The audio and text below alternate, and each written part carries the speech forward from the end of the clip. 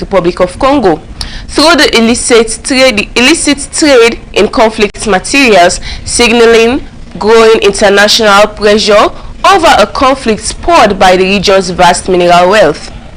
The U.S. Department of the Treasury said the measures are intended to disrupt networks smuggling minerals out of the DRC to finance the Rwanda-backed armed group M23.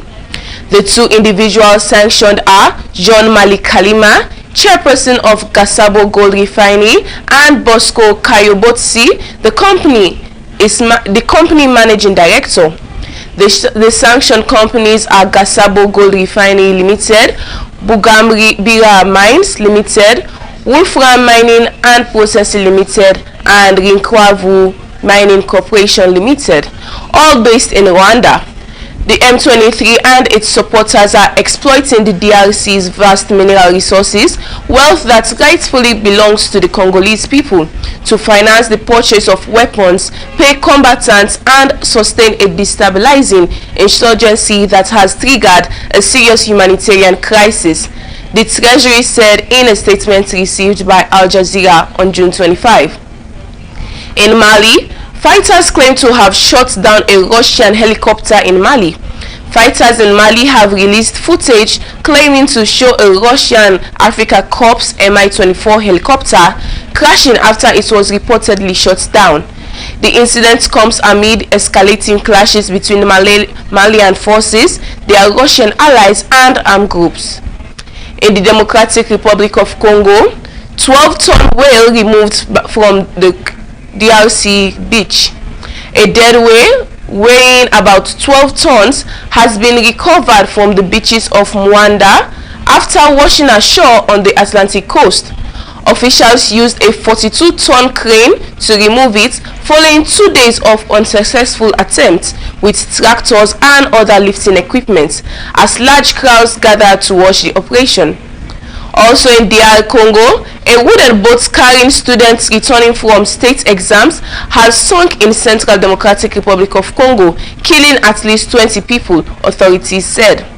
The vessel sank as it entered the confluence of the Sankuru and Kasai rivers in Kasai province on Friday, according to witnesses. Deadly boat disasters are common in the Central African country, where nighttime travel and overcrowded vessels are often blamed. Poor safety standards and the lack of infrastructure in remote areas have contributed to hundreds of deaths in recent years. There were 80 survivors and 20 bodies, said Francis Kabula, administrator of Ilebo territory in Kasai province. However, Shikudi John, who witnessed the sinking, told the AP news agency that the boat was carrying more than 200 people. The ship owners in the DRC are only after money and don't care about human lives, said Francis Malepo, president of the Ilebo Civil Society Organization. Garua and Tiko, Cameroon. A year ago, Umaru Sandra, mayor of Garua in northern Cameroon, raised a trophy above his head after his municipality was named Cameroon Citizenship Champion for its efforts to expand birth registration.